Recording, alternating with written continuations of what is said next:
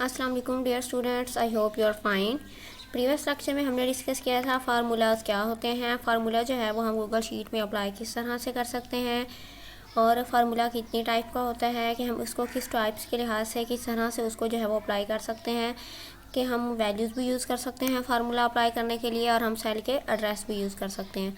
आज हम करने जा रहे हैं फंक्शंस। हम ये देखेंगे what are functions in Google Sheets, how we apply function in Google Sheets, what is the method of applying function in Google Sheets, कि हम जो है वो फंक्शन किस तरह से गूगल शीट में अप्लाई कर सकते हैं। सबसे पहले हम ये देखेंगे फंक्शंस होते क्या हैं। जैसे फार्मूला से कोई भी मैथमेटिकल कैलकुलेशंस करनी है तो हम फार्मूला यूज़ करते हैं।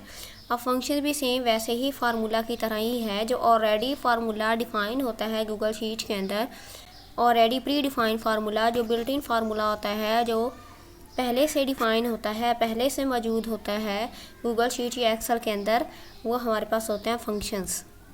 फंक्शंस हमारे पास क्या है, एक तरह से फार्मूला ही है, लेकिन यहाँ पर उस फार्मूला का क्या होगा, नेम होगा। जैसे हम वहाँ प्लस करते थे वो फार्मूला था, अब उस फार्मूला का नेम क्या होगा, सम। जैसे हम वहाँ मल्टीप्लाई करते थे, अब उस फार्मूला का नाम क्या होगा, प्रोडक्ट। तो जब नेम साथ ऐड हो जाता है तो वो क्या बन जाते हैं, फंक्शंस बन जाते हैं। Google sheets has many pre defined formulas called functions. Google sheet के अंदर ऑलरेडी डिफाइंड जो फार्मूलाज होते हैं उन्हें हम फंक्शंस कहते हैं। जो पहले से वहाँ मौजूद होते हैं, पहले से डिफ़ाइन किए होते हैं, वो हमारे पास होते हैं functions. Functions are formulas with a name. Function basically formula ही है, लेकिन यहाँ हम उसके साथ नेम ऐड कर देते हैं तो वो हमारा क्या बन जाता है, फंक्शन बन जाता है। Every function is followed by a function symbol parenthesis. अब हर फंक्शन जो है उसका एक सिंबल होगा, जैसे कि जिसे हम कहते हैं पैरेंथेसिस। जैसे आपको पता है फार्मूला एंटर करने के लिए हम इक्वल साइन एंटर करते थे, बिल्कुल इसी तरह फंक्शंस को अप्लाई करने के लिए सबसे पहले आपने क्या एंटर करना है, equal sign. Functions are typed with equal and the function's name.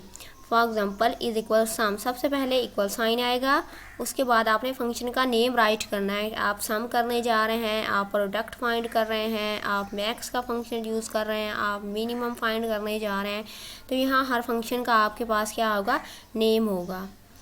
You must apply the function to a range once you have typed the function name. For example is equal sum parenthesis a1 colon a5।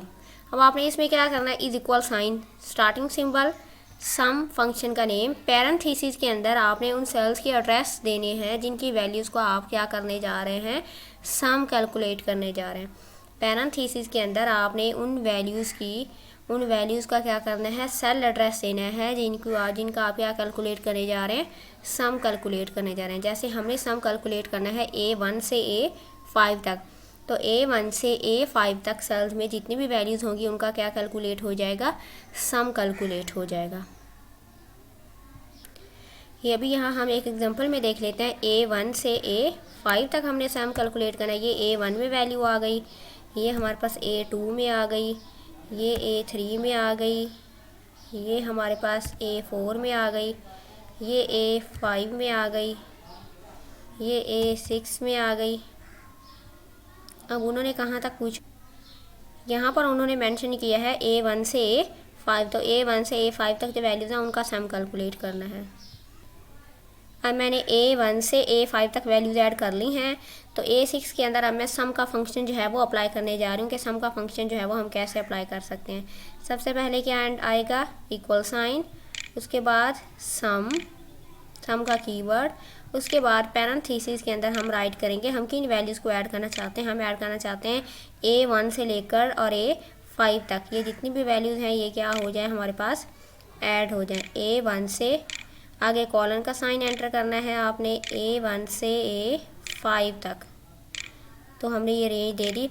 जैसे ही हमने range दी वो values जो हैं वो automatically क्या हो गई, select हो गई। अब ये रेंज हमने दे दी है कि हम यहाँ से लेकर यहाँ तक जितनी भी वैल्यूज़ हैं उनका सम कैलकुलेट करने जा रहे हैं। एंटर साइन प्रेस किया तो ये आपका जो है वो सम आ गया 27।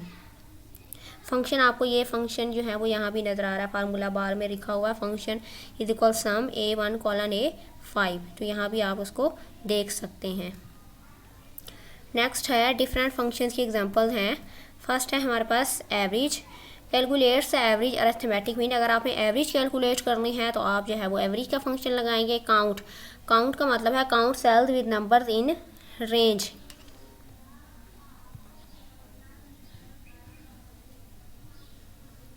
काउंट फंक्शन क्या करता है, अगर आपने सेल्स के अंदर नंबर्स को काउंट करना है तो उसके लिए आप क्या फंक्शन यूज़ करेंगे, काउंट। मैक्स, अगर आपने मैक्सिमम वैल्यू फाइंड करनी है किसी भी नंबर में से तो आप मैक्स का फंक्शन यूज़ करेंगे। अगर आपने मिनिमम वैल्यू फाइंड करनी है तो आप कौन सा फंक्शन यूज़ करेंगे, मीन का फंक्शन। अगर आपने सम कैलकुलेट करना है तो आप कौन सा फंक्शन यूज़ करेंगे, सम का फंक्शन यूज़ करेंगे। डू यू नो वाले बॉक्स में लिखा हुआ है, you can use the formula to fill out a whole column, just select cell F2, position the cursor in the bottom right corner, hold and drag the fill handle. अब यहाँ पर हमने ये देखा लास्ट टाइम जो हमने देखा था कि आपने एक ही फार्मूला एंटर किया है और बाकी सेल्स के अंदर वो फार्मूला जो है वो ऑटोमेटिकली क्या हो जाता है, अप्लाई हो जाता है। अब जैसे मैंने यहाँ फार्मूला फंक्शन अप्लाई किया is equal some A1 colon B1 के A1 और B1 की वैल्यू को क्या करना है, ऐड करना। अब यहाँ से मैं फिल हैंडल से ड्रैग करूँगी और इनका जो सम है वो ऑटोमेटिकली क्या हो जाएगा, कैलकुलेट हो जाएगा। फंक्शन सिर्फ फर्स्ट सेल में अप्लाई किया और हमने ड्रैग कर दिया और इन सब का सम जो है वो ऑटोमेटिकली क्या हो जाएगा, कैलकुलेट हो जाएगा। तो आज का आपका है question number 11, what are functions in Google Sheets, write any 3 examples. सबसे पहले ये आपने सारा फंक्शंस के बारे में राइट करना है, यहाँ से कोई भी जो है वो 3 एग्जांपल जो है वो आपने राइट कर लेनी है।